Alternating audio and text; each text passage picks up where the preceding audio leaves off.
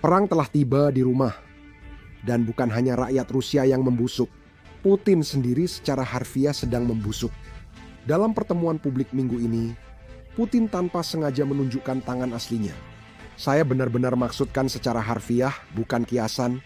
Dia menunjukkan tangan bengkak, tampak sakit, dan penuh urat menonjol. Insiden ini membuktikan alasan Putin memakai kecerdasan buatan untuk menyembunyikan tangan aslinya. Putin sedang menyembunyikan penyakit serius. Paranoianya sekarang memaksa rezim Rusia menjadi tirani. Dalam upaya putus asa menghentikan kebenaran tersebar di Rusia, Putin telah memberlakukan larangan internet yang sangat ketat di kota-kota besar seperti Saint Petersburg, memutus akses hampir 6 juta warga Rusia. Kehancuran ini sepenuhnya pribadi. Sementara tubuhnya mulai melemah, Putin sedang berusaha mencari cara untuk memperpanjang hidupnya bersama Xi Jinping. Tapi ada satu hal yang harus diingat setiap pria. Waktu tidak pernah terkalahkan. Kerusakan fisik yang terlihat ini adalah tanda terbesar sejauh ini bahwa kekuasaannya berada di ambang kehancuran dan dia berusaha keras untuk bertahan. Coba lihat klip ini, di mana media Tiongkok secara tidak sengaja merekam percakapan Xi Jinping dan Putin. Di sini, kita melihat mereka membahas cara memperpanjang umur dengan mengambil organ orang lain. Faktanya, hal ini menjadi masalah besar sehingga media Tiongkok benar-benar mencoba menghapus klip tersebut hanya sehari kemudian. Seperti pepatah, sekali jin keluar dari botol, tak bisa dimasukkan kembali. Ya, bioteknologi terus berkembang dan organ manusia dapat terus ditransplantasikan. Ya, semakin dalam kamu tuh hidup, semakin muda kamu jadinya, dan kamu bahkan bisa mencapai keabadian. Abad ini mungkin saja. Ada yang memprediksi manusia bisa hidup hingga 150 tahun di abad ini. Ini jadi masalah karena beberapa alasan. Tentu saja, kita tak ingin diktator hidup hingga 150 tahun. Mungkin ada kabar baik dari cuplikan ini. Mungkin Putin sudah mendekati akhir hidupnya, sehingga ia mencoba mencari solusi atau menundanya. Sejak perang dimulai, Putin sangat tertutup soal langkahnya. Contohnya seperti ini. Ini terjadi Maret 2022, sebulan setelah invasi dimulai, saat dia bertemu Menteri Pertahanan Sergei Shoigu. Dalam pertemuan ini, dia memegang ujung meja selama seluruh waktu. Dan ini sama sekali bukan pertemuan yang dipertontonkan. Hal ini membuat banyak orang bertanya-tanya apakah dia mengidap Parkinson atau penyakit serupa. Karena kita telah melihat dia gemetar tak terkendali berkali-kali. Sejujurnya, saya rasa agak aneh juga dia memegang meja selama seluruh pertemuan. Tapi itu bukan masalah besar, setidaknya bagi saya. Tapi kemudian Kremlin justru membuat situasi ini semakin buruk. Tahun lalu, mereka merilis video pengumuman oleh Putin berdurasi sekitar 10 menit. Putin mengancam dunia dengan rudal baru bernama Oreshnik yang katanya bisa menghancurkan siapa saja. Tapi perhatikan tangannya selama seluruh pengumuman ini karena tangannya mencurigakan diam. Hampir seperti mereka mengubahnya menggunakan computer generated imagery atau kecerdasan buatan atau sesuatu seperti itu. Seluruh tubuhnya bergerak tapi sepertinya tangannya seperti palsu atau sesuatu. Banyak orang menilai ini jelas. Saat Putin memperlihatkan tangannya, semua mulai memperdebatkan ada tidaknya masalah padanya. Jadi, sekarang Kremlin tidak lagi menunjukkan tangan aslinya. Mereka menggunakan kecerdasan buatan untuk menghilangkannya. Ya, sepertinya mereka akhirnya melakukan kesalahan karena awal minggu ini Putin mengadakan pertemuan dengan seorang pejabat kesehatan Rusia, Menteri Kesehatan. Saya tidak tahu siapa dia, tapi mereka membahas vaping dan besarnya masalah itu di Rusia. Sebenarnya orang-orang tidak terlalu peduli isi pertemuan itu, tapi mereka memperhatikan tangannya. Ini tangan yang selama ini disembunyikan atau dipakai Putin untuk memegang meja.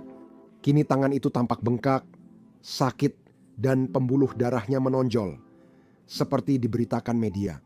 Banyak orang berspekulasi bahwa mungkin dia menderita kanker, Parkinson, atau sesuatu seperti itu.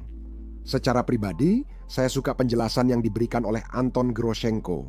Putin telah berlumuran darah sampai ke sikunya karena semua pembunuhan yang dia lakukan di Ukraina. Dan itulah sebabnya tubuhnya mulai hancur. Atau mungkin stres akibat perang yang membunuhnya karena perang itu benar-benar kembali ke rumah. Operasi militer khusus yang awalnya direncanakan 3 hari kini berlangsung jauh lebih lama. Bahkan orang Rusia pun sekarang harus membayar harganya.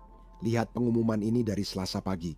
Wilayah Rusia pertama secara resmi telah mengumumkan bahwa mereka akan mematikan internet hingga akhir tahun. Sekarang, ini adalah pengumuman resmi pertama. Tapi kami sudah lama meliput masalah-masalah ini di Rusia. Internet Rusia bisa dibilang tidak dapat diandalkan. Ini cara Putin agar rakyat Rusia tidak tahu kebenaran perang itu. Itulah sebabnya dia melarang Telegram, WhatsApp, dan mencoba mengacaukan situs web yang bisa atau tidak bisa diakses orang. Berikut fakta menarik tentang betapa sedikitnya orang Rusia menyadari berapa banyak orang yang tewas dalam perang. Izinkan saya memberi Anda contoh kecil.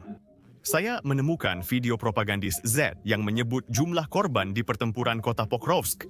Rusia kini berusaha keras merebut Pokrovsk, seperti dulu saat merebut Bakhmut, jika Anda masih ingat. Dia bilang kerugiannya sebanding, sekitar 40-50 ribu orang tewas, sesuai angka yang mereka sebutkan. Ini adalah dua kota kecil, di mana sekitar 60 ribu orang tinggal sebelum perang. Apa itu 60 ribu orang? Itu adalah sebuah permukiman, bisa dibilang begitu. Di dua kota kecil ini, Rusia telah membunuh 8.000 sampai 10.000 tentaranya sendiri. Saya akan ulangi, Rusia yang membunuh mereka, bukan Ukraina yang membunuh mereka, tapi Rusia. Untuk Glock memberi gambaran tentang besarnya bencana ini, mungkin ada yang bertanya, apa artinya 10.000 orang? Selama Perang Dunia II, ketika Jerman menduduki Norwegia, Prancis, dan Polandia, mereka kehilangan lebih sedikit orang dibandingkan Rusia untuk dua kota kecil ini. Untuk saya benar-benar agak mengerti kenapa, untuk mencapai apa? Sekarang, tampaknya mereka tak lagi berpura-pura larangan ini sekadar masalah teknis. Otoritas Rusia kini secara terbuka menyatakan bahwa pemadaman internet ini bukan sementara. Ini adalah sesuatu yang permanen sampai perang berakhir. Sekarang, pengumuman resmi ini bukan tentang seluruh negara Rusia. Ini hanya tentang satu wilayah yang disebut Yulusk. Saya tidak yakin pengucapannya benar. Namun, masalah serupa terjadi di seluruh negeri, termasuk kota besar seperti Saint Petersburg. Di kota kelahiran Putin, yang memiliki populasi hampir 6 juta orang, internet seluler pada dasarnya telah diputus.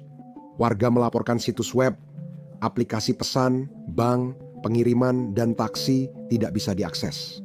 Satu-satunya hal yang bisa mereka akses hanyalah layanan pemerintah dan situs web pemerintah.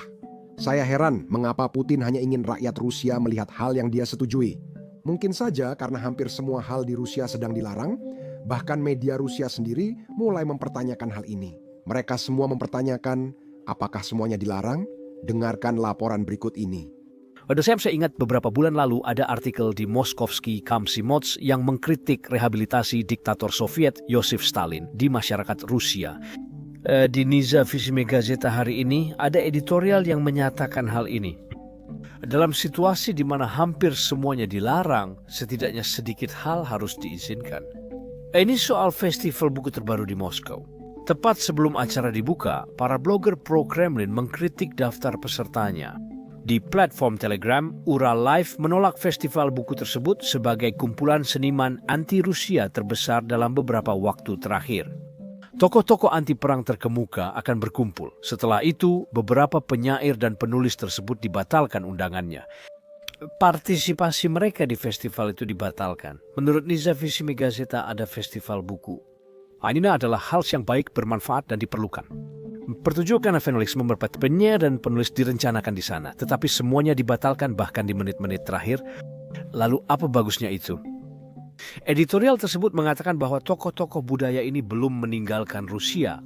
Jika seorang warga negara belum meninggalkan negaranya, dia setidaknya adalah seorang patriot dan paling tidak seorang patriot yang bersemangat. Dan jika dia sudah memiliki pertanyaan untuk sesuatu atau tentang sesuatu, ini juga hal yang normal. Kritik yang sehat disebut sehat karena membantu baik negara maupun rakyatnya. Jika itu menyinggung seseorang secara pribadi, sebaiknya perhatikan siapa yang tersinggung. Penulis tampaknya menyarankan bahwa tokoh-tokoh budaya ini dibatalkan karena tidak berbicara mendukung pihak berwenang, karena diam mereka. Sekarang kalian bilang apakah ini terlihat seperti Rusia sedang menang perang? Karena kalau ini disebut menang, saya tidak mau membayangkan seperti apa kalau kalah. Namun, jika kalian ingin bukti lain tentang jalannya perang bagi Rusia, lihat apa yang dipromosikan propagandis Rusia di media sosial barat. Ini cuplikan viral terbaru di TikTok dan Instagram. Perhatikan logo aneh yang muncul di layar kalian sepanjang video ini. karena para propagandis Rusia mengklaim bahwa video ini adalah rekaman nyata tentara Ukraina yang menyerah di garis depan.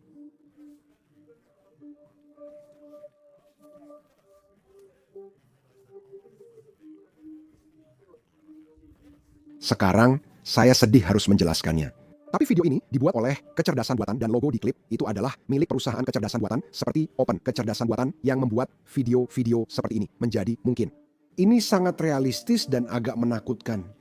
Namun, orang Rusia tidak mencoba menipu karena mereka bisa membayar $20 untuk menghapus logo itu. Namun, masalah utamanya adalah konten seperti ini justru banyak ditonton di platform lain.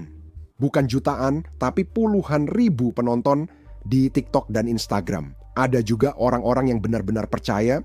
Bahkan kita punya seorang jurnalis pura-pura di Twitter yang entah terlalu bodoh untuk melihat logo yang sangat jelas di tweet ini. Atau mereka memang dibayar oleh Rusia untuk menyebarkan propaganda. Nah, sekarang mereka bilang kalau ini adalah video asli. Ini alasan orang harus berhenti mendukung Ukraina. Padahal kenyataannya, di dalam Rusia sendiri, bahkan orang Rusia mempertanyakan kenapa Putin mengirim ratusan ribu anak muda Rusia untuk mati. Hanya demi merebut beberapa kota kecil yang tidak terlalu dipedulikan Rusia. Kenyataannya, bukan orang Ukraina yang menyerah di garis depan, tapi justru pasukan Rusia. Karena mereka tidak terlatih, dan mereka dilemparkan ke dalam pertempuran ini tanpa persiapan. Seringkali, pilihan terbaik mereka hanyalah menyerah pada orang Ukraina. Coba lihat klip ini, dari garis depan Prokhorovsk hanya 5 hari yang lalu.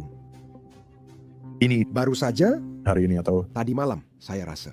Jadi 6 November atau 5 November di mana mereka membuat 8 orang Rusia menyerah.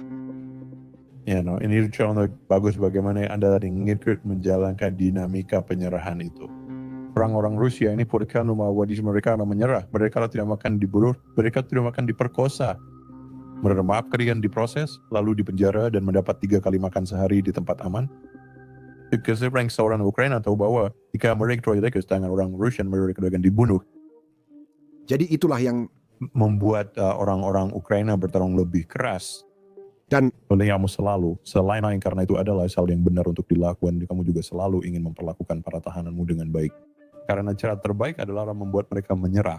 klip ini hanya sebagian kecil dari yang kami lakukan di Battlefield Breakdown tiap minggu. Seperti kalian tahu, kami tak bisa menampilkan semua klip garis depan di YouTube karena dinilai tidak ramah pengiklan. Itu melanggar pedoman mereka, jadi kami membuat platform sendiri, Basics Insider. Di sana, kami tidak memiliki batasan, jadi kami bisa memberikan kalian liputan tanpa sensor tentang apa yang terjadi di Ukraina dan apa yang terjadi di seluruh dunia. Kami tak perlu menyensor apapun yang tak disukai pengiklan karena situs kami tanpa iklan. Situs web ini berjalan berkat dukungan kalian semua. Jadi jika kamu adalah seseorang yang tertarik menonton Battlefield Breakdowns setiap minggu dan banyak konten lain yang sudah kami unggah, sebaiknya cek situs kami lewat tautan di deskripsi atau scan code QR di layar. Kamu juga bisa langsung pergi ke basicsinsider.com. Dengan bergabung, kamu bisa menonton seluruh episode setiap minggunya. Selain itu, kamu juga akan mendukung channel ini dan mendukung liputan kami. Jadi terima kasih banyak, nama saya Sam dan saya akan bertemu kalian di video berikutnya.